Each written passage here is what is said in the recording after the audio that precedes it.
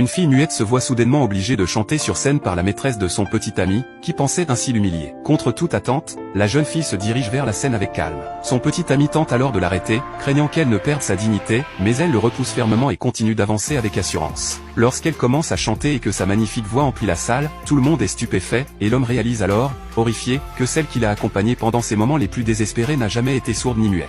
Ce qu'il ignorait, c'est qu'elle avait simulé son handicap pendant 3 ans uniquement pour l'aider à retrouver goût à la vie. Après un accident de voiture, il était devenu muet et avait été abandonné par sa famille, sombrant dans le désespoir. C'est à ce moment critique qu'elle était entrée dans sa vie, choisissant de se faire passer pour une sourde muette afin de se rapprocher de lui sans l'intimider. Issue d'une famille aisée, elle avait tout sacrifié pour lui redonner espoir. Grâce à sa compagnie et à l'argent qu'elle avait gagné, il avait pu retrouver une vie normale.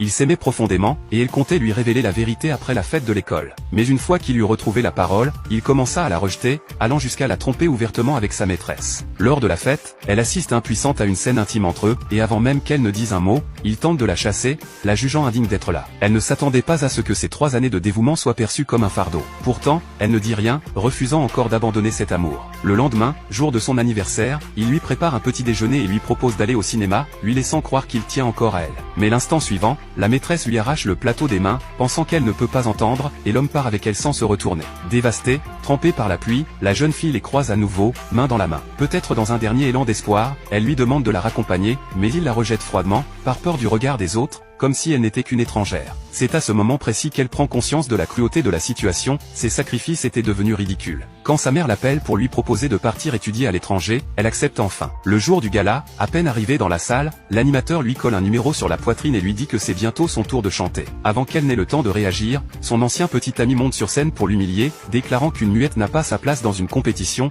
tandis que la maîtresse l'accuse de chercher l'attention. Mais toute cette mise en scène avait été planifiée par la maîtresse pour la ridiculiser. L'homme, emporté par la colère, tente même de la gifler. Face à tant d'humiliation, la jeune fille se défait de lui et marche dignement vers la scène. La salle est choquée, certains se moquent, la maîtresse exulte. Mais la seconde suivante, la jeune fille entonne un chant sublime, et sa voix bouleverse tous ceux présents dans la salle.